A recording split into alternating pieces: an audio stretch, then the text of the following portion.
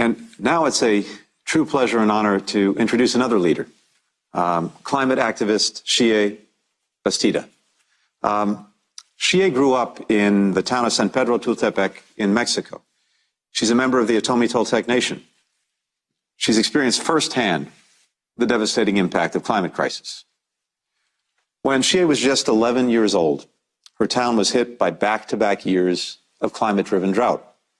Then the intense rains came, and then the floods.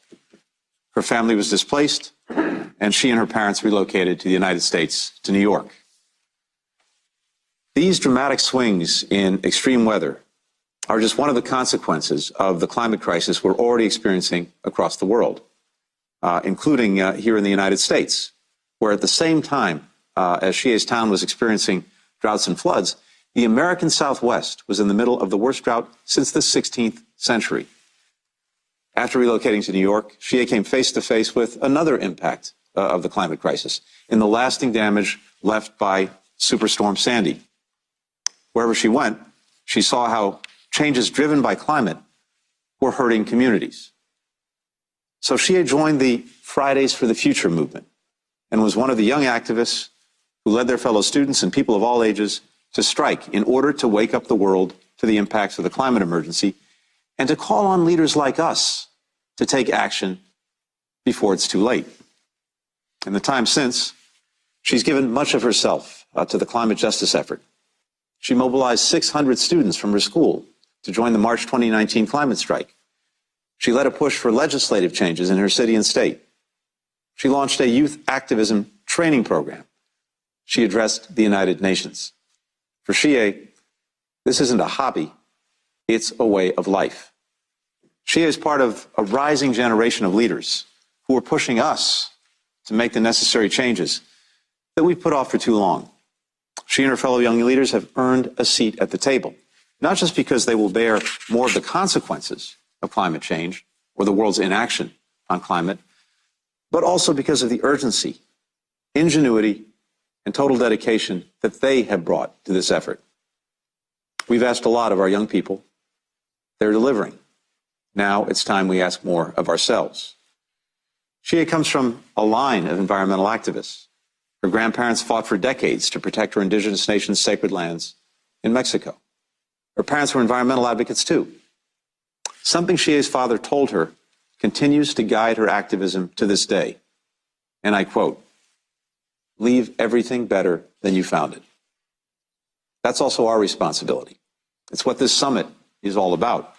And it's the underlying purpose behind all that we must do in this crucial year, in this decisive decade.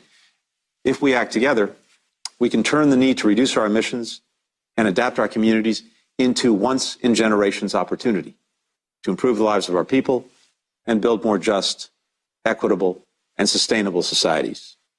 Xiye, thank you. Thank you for all you've done to leave everything better than you found it.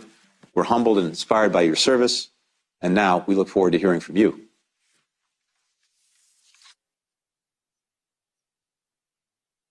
Thank you. Excellencies, President Biden, and honorable heads of state. My name is Xiye Bastida. I am a climate justice activist born and raised in Mexico. I am one of the many young people who have already been impacted by the climate crisis, such as when my hometown was hit by flooding in 2015. I come to this summit knowing that I cannot possibly communicate all of the youth voices that should be here, as I am the only one of two who will be addressing you today. As much as it is a great opportunity, it is also a great responsibility.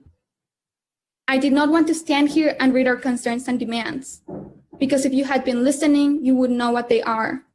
Nevertheless, I think that it is important for all of us to be on the same page from now and moving forward.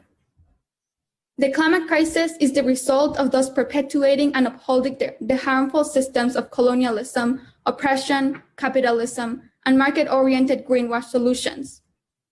The 40 leaders who are in this summit are in the majority from the global north, which has historically perpetuated these systems.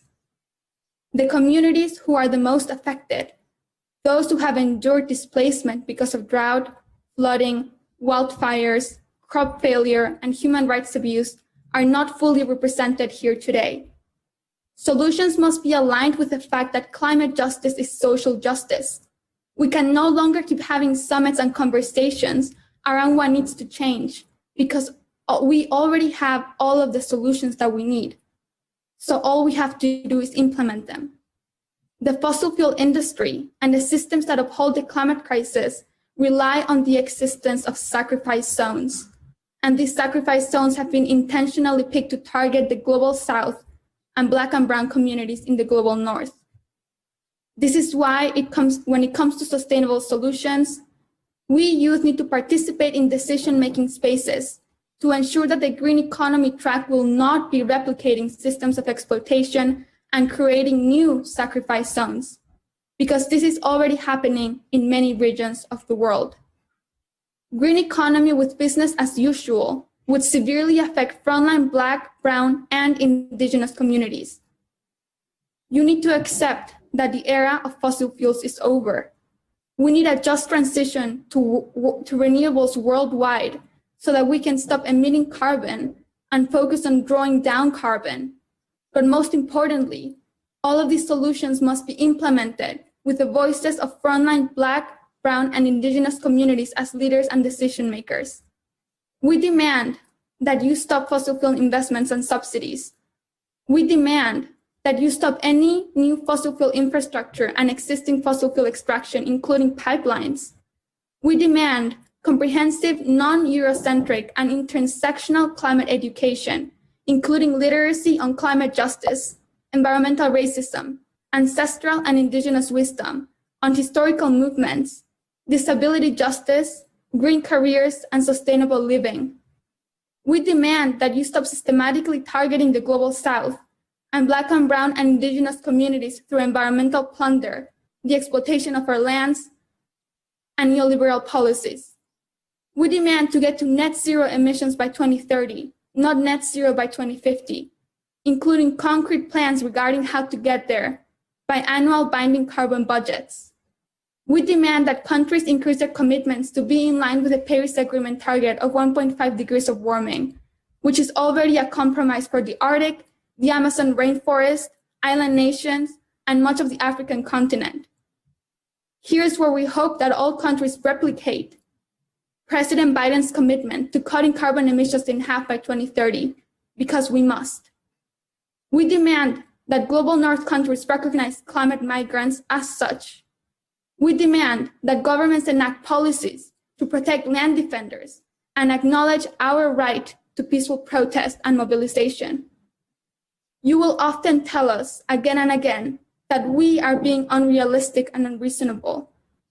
But who is being unrealistic and unreasonable with unambitious, non-bold, so-called solutions?